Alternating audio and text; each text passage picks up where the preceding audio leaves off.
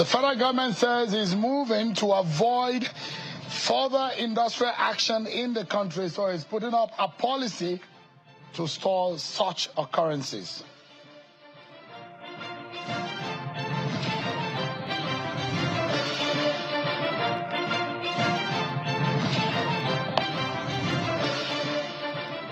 And bruises on the PDP as more defections are announced tonight. We're speaking one of the key members, the stakeholders of the party, on their decision to dumping the People's Democratic Party.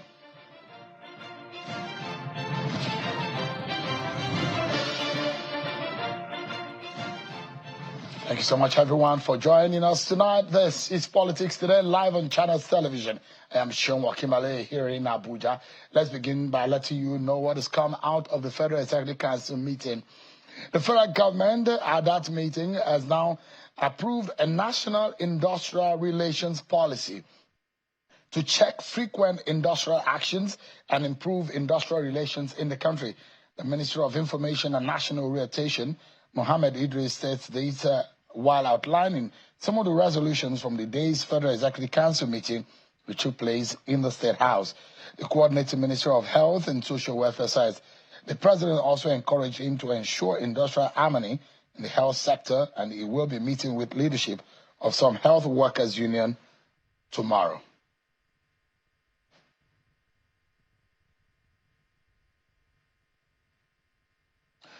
All right, then. That is as far as the federal government can plan policy, well, to stall that kind of occurrences. Nurses, doctors, teachers, lecturers, people always going on strike. If this works, it might just give us some breather.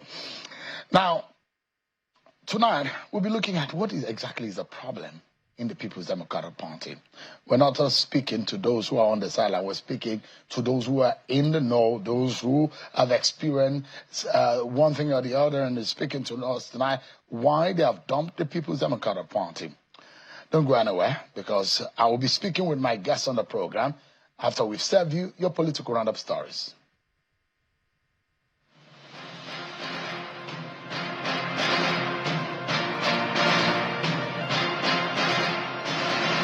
The presidency has announced that the tenure of the Controller General of the Nigeria Customs Service, Bashir Adeniyi, has been extended by President Bola Tinubu. Adeniyi's tenure, which is due to expire on August 31, 2025, has been extended by 1 year, according to a statement released by the presidential spokesperson, Bayo Onanuga, today. He said the extension will enable Adeniyi to consolidate ongoing reforms and complete critical initiatives of this administration. The Federal Court of Appeals sitting in Akure, Ondo State, has affirmed the election of Governor Lucky Aiyedatiwa and his deputy, Dr. Olaide Adelami, in the November 16, 2024 governorship election. The court, in a ruling today, dismissed the appeals filed by the PDP, ADC, APM, and the SDP. In a unanimous decision, the three-man panel of judges comprising Justices Nimpar Yagata, K.I. Amadi, and I.M. Sani struck out the appeals one after the other for lacking merit and failing to prove allegations of non-compliance with the Electoral Act. The Court of Appeal affirmed the earlier judgment of the tribunal and also awarded a total cost of 1.5 million naira against the appellants. Governor Aiyedatiwa, in his reaction, described the verdict as a welcome development and commended the judges for validating the mandates given to him by the electorates. I want to use this opportunity to thank the people of Ondo State who gave us the mandate overwhelmingly, a record-broken victory, 366,781 votes across the entirety local government on that day. And the Independent National Electoral Commission, INEC, has sent stringent warning to all political parties participating in the forthcoming 2026 governorship election in Ekiti State to refrain from mobilizing minors for the electoral exercise. The Commission gave the warning ahead of the commencement of the continuous voter registration with a promise to arrest and prosecute any eligible voters in line with the laws of the land. The resident electoral commissioner for INEC in Ekiti State, Dr. Bumi Omosheidemi, said this this in Ado-Ekiti while addressing stakeholders. A former lawmaker, Senator Dino Melaye, has resigned from the People's Democratic Party, citing the party's inability to rescue Nigeria from what he described as prevailing political cankerworms. Senator Melaye made this known on a post on his official X handle, where he shared a signed resignation letter addressed to the PDP chairman in Ward 1, Ayetoro Gbede, Ijumu local government area of Kogi State. In the letter dated July 4, 2025, Melaye says the decision became imperative due to the lack of potency and capacity by the party to deliver the Nigerian people from the prevailing political cankerworms that have eaten deeply into the fabric of our dear nation. And in Yobe State, despite the exit of some members of the People's Democratic Party to the African Democratic Congress ADC, stakeholders say the PDP is becoming stronger to face the ruling party in the 2027 general elections. The chairman of the Forum of former Yobe State House of Assembly candidates on the PDP platform, Aroma Mustafa, disclosed this at a stakeholders meeting in Damaturu, the state capital.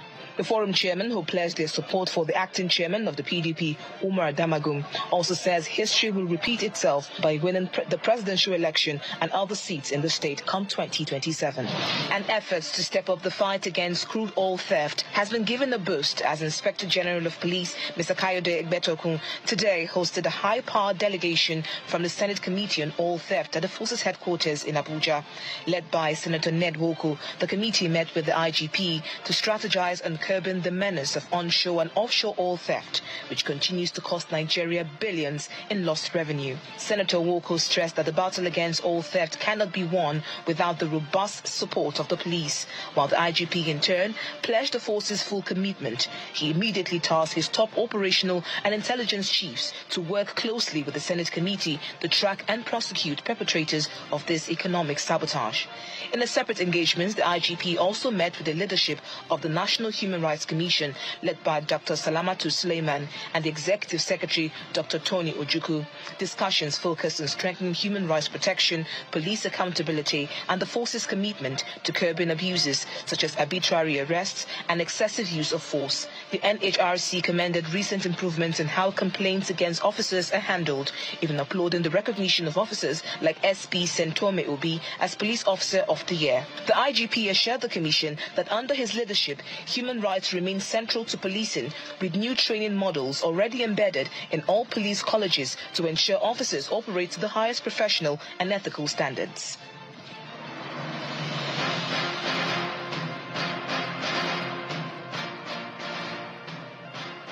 All right, there you have it. You've been served with your political roundup stories. Let's get to our conversation of tonight. So you heard about Senator Dino Melaye dumping the People's Democratic Party in Kogi State. A few days ago in Ekiti State, he was a former deputy governor of Ekiti State and former minority leader in the Senate, Senator Biodun Olujimi, who has since announced that she's moved on from the PDP to the APC. Right. Both of them have left the PDP and went on to similar political parties in terms of acronym, only that the middle letter has a difference. ADC, APC. Olujimi, APC, Melaye, ADC. Senator Olujimi has been explaining the reasons why she has to dump the PDP, because she says she's joining the camp of the progressives, and the president, Bola Tinubu, is making tough decisions, and the governor, on the other hand, is doing the right thing as far as governance is concerned in Ekiti State.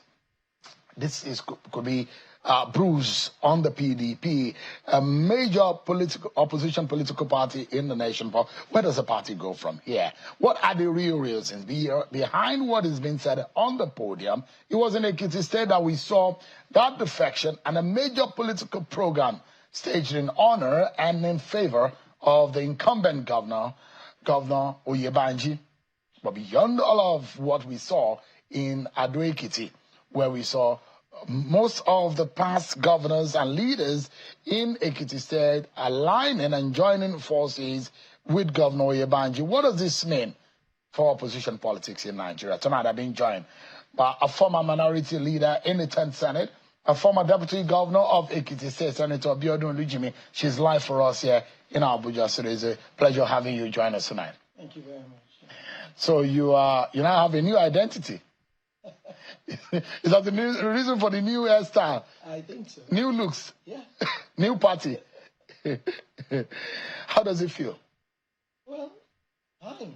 Well, you know, when you get to a new place, you want to be a bit quiet and watch and wait so that you get it right. You don't want to be in the same hot sauce like where you're coming from. I want everybody to hear what you're saying loud and clear, but it does look like something. Some people from Ekiti are holding on to your audio. but we'll try to take a moment to fix that. Give me a moment, everyone. We'll go on a break. When we come back, you'll be able to hear Senator Biodun Olujimi properly. That's after this break. Genesis.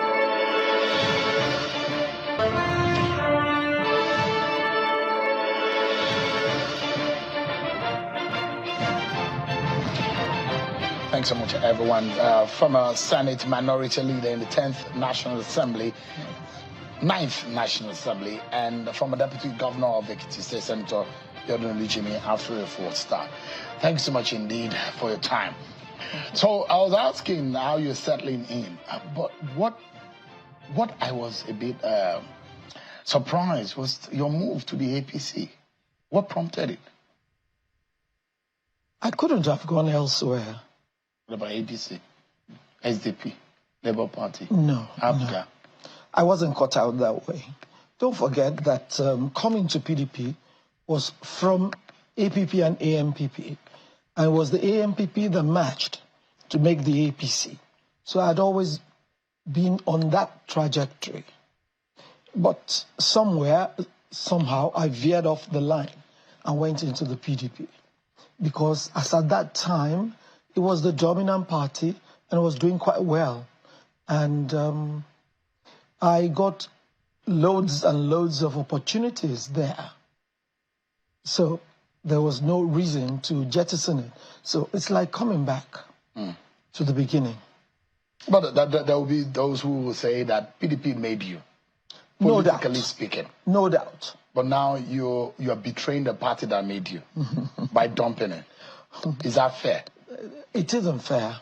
But you see, in life, nothing is fair. But all is fair, you see, in love and war. What has happened to the PDP is that it lost traction. And when you're traveling on a journey and you get to a place and you stagnate, there is a need to move beyond that point.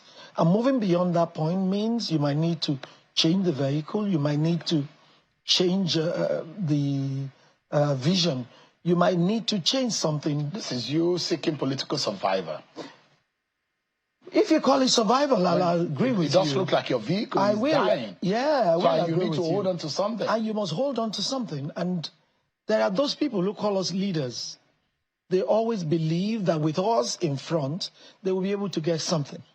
And now you cannot offer anything because there is a leadership vacuum.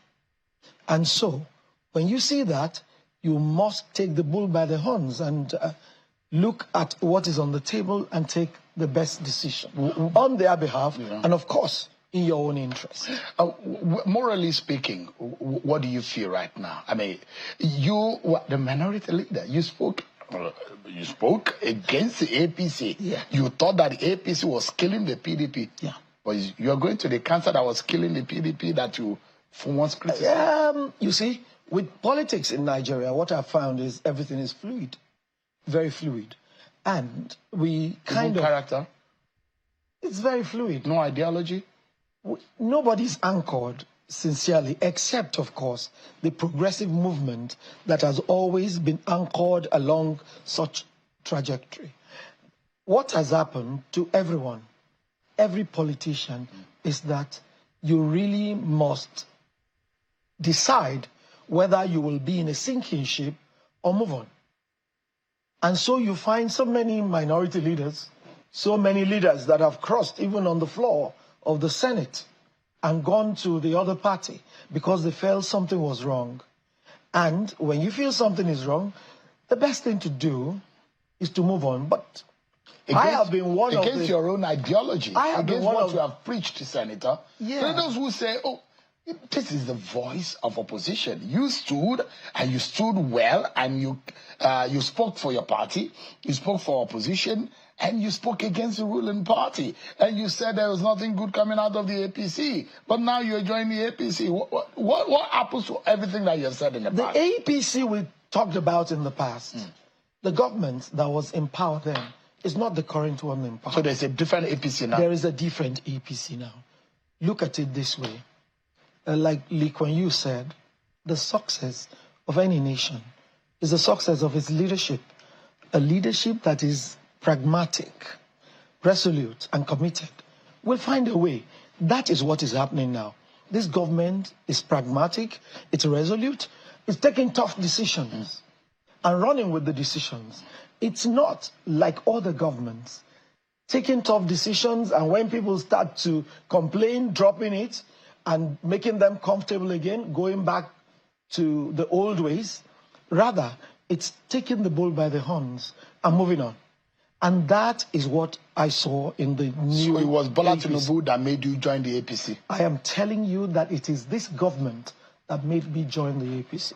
So not any other. So you are more like is our person, Parakpo, like no, but no. interestingly, you're from Ekiti, and that word Parakpo actually came from Ekiti. Yeah. The Ekiti Parakpo concept. Yes. So it was is our man and is our time. That's the concept. No, it's about his leadership prospects, the way Nigeria is going, the way we are now projecting into the future, the way we're now going to make things better for those coming behind. Look at the reforms. I looked at some of them. The tax reform would never have been possible. Never. Because people would never have allowed it to happen.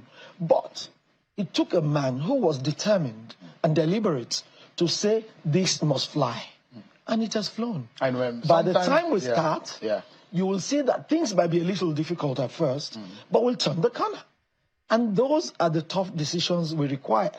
Look at the issue of fuel subsidy removal. It was very tough. Nigeria was in serious discomfort. But look at it now. Who could ever believe that the prices of fuel will go up and somehow it will come down? That's not the way we know it in Nigeria. But it's coming down. We are even having competition. And people are bringing in petroleum products, and they're saying we'll even go down further. So those are the policies that I saw. Some of them were the students' loan thing, then the technical school initiative, whereby our children whose parents cannot afford the normal schooling can go into vocational schools, be paid, go to school, learn a skill, and get certificates that are international. That's the sort of thing we need to lift the poor from where they are. And I have seen so many others. Look at what is happening to Forex. Now we know that the fluctuation is about 100 naira. It's either 1,470 or 1,510. It's never going beyond that. So we now have a basis for determining what we're going to do. Those are the results we were looking for. Those are the reforms we were looking for, which never came. And now they are here. So why not support the person that has brought it about? Oh, yes. You know, it's always been talking about market forces, even when he was in Lagos. He brought about the bonds, and then he brought private individuals into the power sector in Lagos State. Today, in my estate in Lagos, Magodo, we have light 24/7. And whenever they're going to take it, they give you prior notice. You pay, yes. But imagine if you need to do a business that requires electricity, then you know that you have it. You don't have to guess. And we need consistency. I mean, you're so eloquent in speaking about this government, and one would almost imagine isn't the same government that a lot of Nigerians are. I mean, the same way you eloquently spoke against the APC. I wouldn't have said that some 3 years back. because things were not running well. The policies were not even there in the first place. So we're in the right direction. Is that what you're saying? I believe the trajectory is great. What about the present pain of the Nigerian people? I feel for all of us. It's not only the ordinary people. We are all going through it. Business is not running like they used to. Things are not going like they used to. Inflation is there. But look at it between 2 years ago and now. You'll see that there is a sharp difference. Things are getting better. There is a likelihood we've turned the corner. And the only way we can go is towards development. Senator, so basically, Tinubu is your impetus. Oyebanji locally. Yes. How are you going to align forces? Those who have fought against politically, on the political front. So you'll be holding hands with your former political enemies. Well, we do that all the time in politics. It's free entry and free exit. And that's why in Yoruba parlance they say, that's the point. And those people you're talking about have also injured me at one time or the other. But where lies your political future? My political future, the people that are behind me. The people, and they're not disappointed? They are not. They are even elated. That you dumped the umbrella. And it's the rainy season right now. They are happy, yeah. The umbrella in which you use in covering some of them, you've dumped them. Will the broom be able to save you? It was a beautiful umbrella. I am not one of those who will rile the umbrella. It was beautiful while it lasted.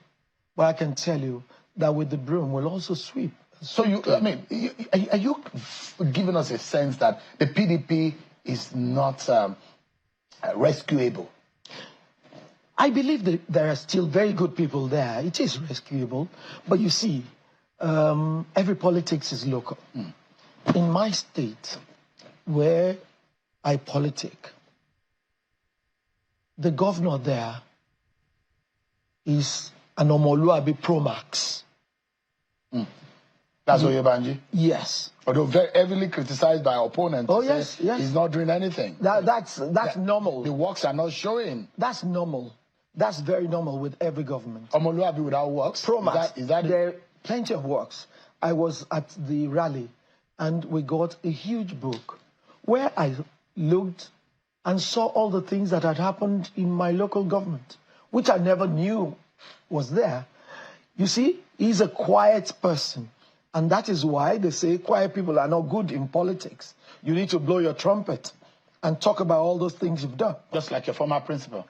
Well, one of those, yeah. Yes. You must be able to eat corn by the roadside. Yes. Eat amala. Yes. And cater for stomach infrastructure. And stomach infrastructure vis-a-vis what you have done. For the first time, after a long time, you and you're on the same page.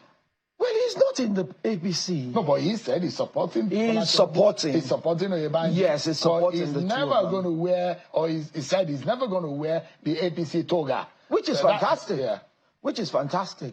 If he's not going to wear the APC Babariga, but you are willing to wear the APC, I will not remain. I will not remain in the PDP as a member and work for the APC. No, it's not in my DNA. I will rather prefer to be in the APC and work for the APC. If I am not convinced, I will want to also leave and determine where I want to go. But I won't, by any chance, ruin all the good things that had happened. Why not ADC? ADC couldn't have worked for me. All the leaders there are my friends and my leaders. But it is not properly anchored. The structures are not there. I had thought if there would be a coalition, the coalition would be in the PDP, where the structures were very distinct and clear. But nothing like that happened. I will now go from number 2 to number 5 and then start looking for structures at the unit level, at the ward level, at the local government level, and the state level. When elections are just, the primaries for the presidential election is just round the corner. The APC presidential candidate, Dumebi Kachiku, in the last election came 5th, even without this structure that you're talking about. You don't see prospects, even with the likes of David Mark. And although Dumebi Kachiku said they are stolen, they cannot come and enter his house through the back door, and he's already fighting it. Are these some of your first fears about the ADC? Coming 5th is not the problem. What is the number of votes? That's key to whatever we're talking about. Because it's votes. You can come second. The first person can have 6 million, and you have 347. And that's coming second. That is a relative thing. Coming 5th, you can move, or you can move up. But from 8,000 or 9,000, where do you move to? And I believe that the ADC wouldn't have worked for me, because the governorship election in Ekiti State that would determine what happens in 2027 will be June next year. That's exactly 10 months. In 10 months, we'll have an election, the governorship election in Ekiti. That is what will be the determinant factor for the 2027 in my state. And you see, every politics is local. So for me, it was a no-no. So you didn't want to be like Ayo Fayose, who is fighting PDP and working for the APC. I can do that. I cannot do that. You are not staying inside to bring out the house down. No. You rather just stay where you believe. And you think that the PDP doesn't have what it takes to win election again in Ekiti? In Ekiti, we've been seriously weakened. Seriously weakened. Because they feel over that time, most of you leaders in the PDP are sold out. That's a filler. No. It was because someone balkanized the place. Who did? Your principal? I am not going to mention. You are the one who speaks truth anytime. Yes. Is he the one? You don't agree with his politics sometimes. Not with his politics, yeah. But you see... He spoke about you the other day, though. That's fine. I mean, it's fine by me. So do you blame him for destroying the PDP in Ekiti? He did not. He was not firm. He didn't manage it well. He didn't manage the PDP He mismanaged the PDP. Yes. And so, we lost traction. We lost it all. You see, I don't mind fighting for Governor Ibanji. He's a good man. He's a hard worker. He's cerebral. He has been in the system for very long, so he knows the problems. And it's easy when you have the vision and you know the problems to be able to solve it. But then I had imagined that if we were going to support him, you will go and support him there. You wouldn't stay here and say, I am staying here, but I am fighting him. So you rather be APC and not PDAPC? No, I would rather be APC. There are people of that school of thought anyways, and they are playing it very well. FCT minister is playing it very well. Some of us PDP, APC. Some of us are different. I just don't believe that you should do that because I think posterity will not be kind if we do it. I would rather be there. Why and how did PDP get to this point? You saw your friend, your very good brother, Dino Melaye. He described them as a cankerworm. The party has refused to metamorphose into what they dreamt it to be like. We were all at fault. It's no use putting the blame on anyone. So we were all at fault. You won't blame Atiku. You won't blame Wike. You won't blame Damagun. It's a collective thing. It's a collective thing. Number one, we lost the leadership that should have propelled us to prosperity. All our presidential candidates left the party. So there was no father figure to report back to. Most of the leaders, some of them passed on. And then we had a new crop of leaders who were not strong enough politically to hold on to the reins of power.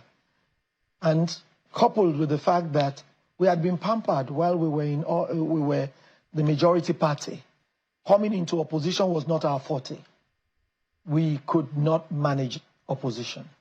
We were still running as if we were the ruling party while in opposition. And so he went against us. That's what happened. Like they always say that, you know, the way some last born, the way they believe, I mean, they behave, sometimes they have these entitlement mentality. And there are some of us who are firstborn, we were born with carrying responsibility all along. Maybe the PDP has always known how to be firstborn, but now doesn't know how to be a lastborn, now that is in opposition. But if PDP is to fix itself, what do you think could be done? I think the leaders must come together to redefine what they want. And that, the redefinition, cannot work for the 2027 elections because it's quite close. You need to redefine and then to... Like a rebranding. You rebrand the entire... It's a 360-degree thing. And it's not easy to achieve, not with a politician at the helm of affairs in the center. This is the first time we're having a dyed-in-the-wool politician as president. He knows his onions. He knows all of us. He's been in the system for very long. So it's going to be difficult to beat him. It's tough. Not even from any candidate from the north. This is a man who has worked with everyone, who has been useful to everyone, who has had opportunities to assist governments. So beating him, uphill task. Not even the PDP can do that. In that shape. Not in that shape. No. But that's sad. It is. Because if we ride on like that, without any challenge, I know the ADC said he's beatable. And El-Rufai said, look, they will send the president back, and they will send him back to Lagos. And they've shown that there could be an incursion into the political sphere where the president plays well. Peter Obi has shown us that no matter where your forte is, you can be dealt with. And he beat the president in his home state of Lagos. So anything can happen. Do you see any surprises springing up? 2 years is still a far off time. 2 years is far off. But you see, there won't be surprises. Too many. Yes, people will have votes, but they'll never come close. Even with Seyi Makinde from Oyo State. If he imagines... He's a good man, hard worker. He has done so much for Oyo State. But Oyo State alone cannot come into this fray and make a difference. You heard that Peter Obi is likely to return to the PDP. Yeah. Even with that? The rhetorics of the last elections will not work again, except he comes with another gimmick. And you see, this is a politician, a man who knows the terrain well. My brother, it's tough. But if you judge by what we are seeing in the last 2 years, and if there were elections today, and I make that allusion about America that does the midterm elections, and if there were midterm elections tomorrow, do you think that the president will be able to, the APC, do you think they probably would have been able to withstand the storm? You're talking about the talks, the feeling that... What we are getting, the performance, because politics is fundamentally how you are able to fulfill what you say you will do in office and be able to stand up and perform to the task of your office, and how the average person is able to feel the other end of the stick in terms of performance of your office duty. My brother, what is panning out now is the usual 18-month, 24-month process. Every government that comes into power comes with a 48-month mandate. Usually, they run for the first 6-9 months on a budget that was not prepared by them. And so, your policies, you now put together your policies and put them in the public space, and they cascade down. And so there is pain, there is pressure. And people start, after every 18 months or 24 months, they start the noise about we can't take this government again, we are suffering. Nobody waits for even 28, 30 months to see the results of the policies that have been put in place. That is what is happening. There is so much negativity because we are very impatient. We're in a hurry to get everything right. An hungry man will be impatient. Oh, yes. If you have not had food in your tummy. But then nothing good comes easy. The man who treks half the way because he couldn't afford transportation costs will be angry. The man who is jobless will be angry. But if we had gone the way we were going, we would have been worse off. We would have been Venezuela. Because you see, what the ordinary man sees is, I want something now and now. And that is what has brought us here. Because governments will bring out policies, good policies. And then when there is this hue and cries, they go back on them and we return to square one. But this government is very deliberate. It's saying, no, we must do this. We must go through the pains and then it will be better. Can you imagine that when we just started and fuel subsidy was removed, rice went up to 120,000. But the other day I went to the market and I bought rice for 65,000. Food skyrocketed. But all of a sudden, now everybody has been pushed to the farms. We're now farming. A friend of mine now said, I need to buy a tractor. I didn't know there was money in agriculture. And so all of us have little farms where we're doing. We wouldn't have done that if things were not tough. Right now in my village, it's tough, but people can eat. They can feed. Because they've gone back to the land and they are fully committed to what they are doing.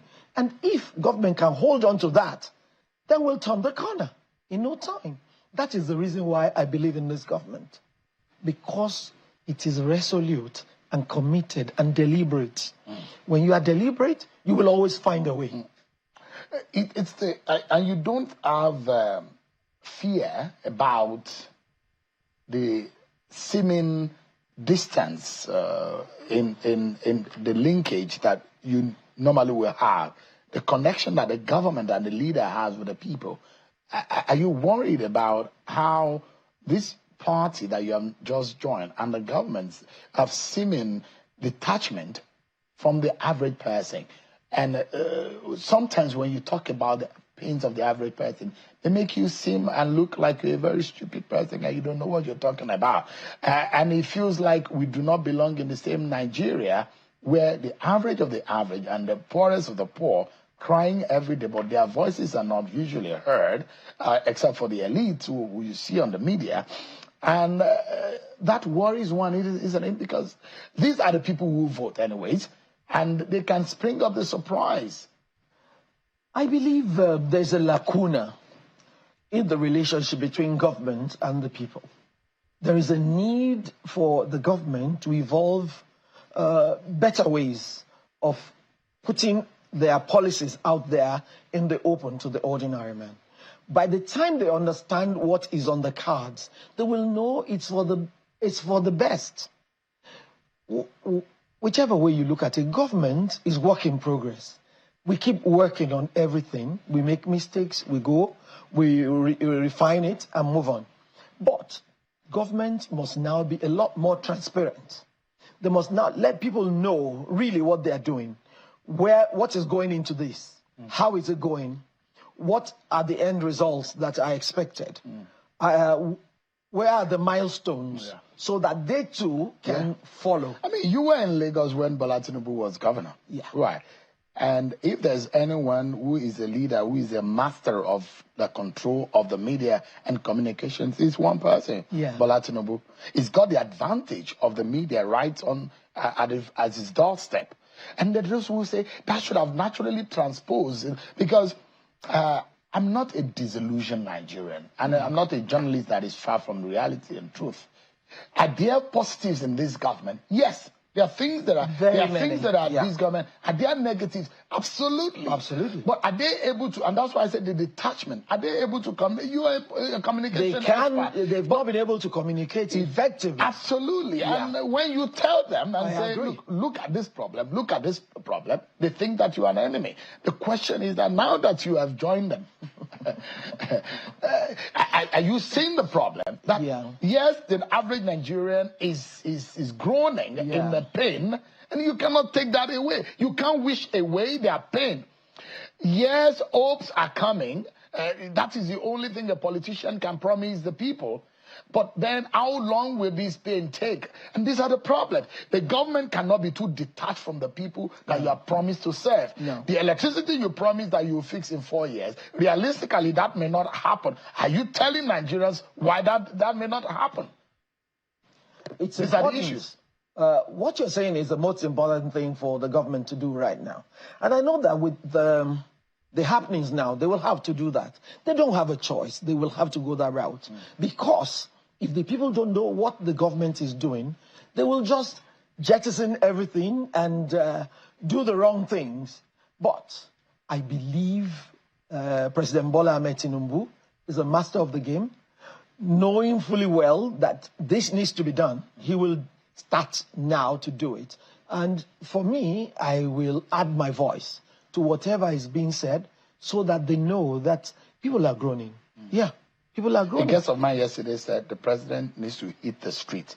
He used to do it. He used to when he was in Lagos. With some of us but this is Nigeria. Nigeria is bigger. Yeah, Nigeria is big. But it's a micro. You don't take, I mean, when you take sample as a scholar, you don't take all the sample. You pick the sample to represent the whole. The microcosm of the macrocosm. And you have to also get on the ground, not the echo chamber, not what they're being told. You as a leader, you were a deputy governor. Yeah. And your principal then will eat corn. Yeah, we'll ride the Okada with the average person. Yeah. That is how you know the cost of the amala, the meat, the ewedu, and what is the difference. And those who say President Tinubu needs to, should he do that? Or should he just I'm sure he will do that if he is convinced. And I believe that he should be convinced. I will find a way of getting to people who are very close to him so that he knows that he needs to touch the people. What is important in governance is you're touching the people. Yeah. The people just want to have a feel of government. They want to have a feel of the people who are superintending over their affairs. They want to know that this person cares. He definitely cares because I spoke to him one-on-one and he told me all his pains and he told me that Nigeria is just turning the corner. That is just waiting to be at least 30 months before he can now tell Nigerians we hear that the president wants to be the Lee Kuan Yew of Nigeria. That's what we are hearing from those who are close to him. He wants to take some drastic, but if Nigerians are not saying, we will say it. But thank you, Senator Biodun Olujimi. Thank you. It's good to see you. Thank you. A reformed PDP member, now APC member. Looking different. Whichever way. It's good to see you. Thank you very much. Thank you so much. And when you're talking to your APC friends, also tell them about inclusion in politics. Women need to be giving a voice. I mean, he for she. We need to see more women in this government. I'm sure they're doing that because his wife is... hell-bent. Yeah, she's tough like that, and she speaks up for women. Yeah, she speaks up. Thank you so much. Thank you. I appreciate your time. We'll take a break, everyone. But when we come back, we'll be speaking about uniting Nigeria. My next guest is coming from our Lagos studio. We'll be right back after this break, everyone. Thanks so much, everyone, for the next few minutes that we have left on the program. We're going to be asking some critical questions. And as Nigeria struggles with its present challenges, security, unity, and the search for national identity, our past still speaks so loudly. Healing may be required more than just moving on from some of what we have seen as clashes, differences. It may demand acknowledgement, dialogue, and a symbolic gesture like a Civil War memorial to honor the dead on all sides. Nigeria has really seen tough period and tough past.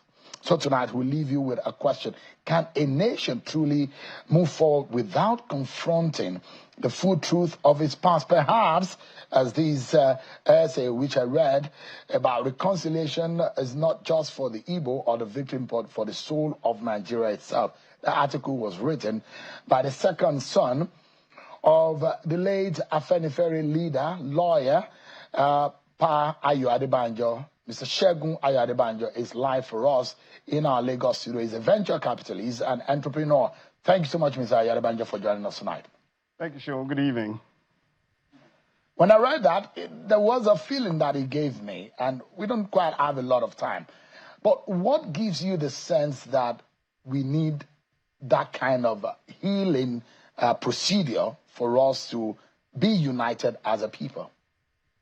Well, it's very, I thought it would be quite apparent. I don't know too many countries that have had civil wars like we have and don't have a memorial.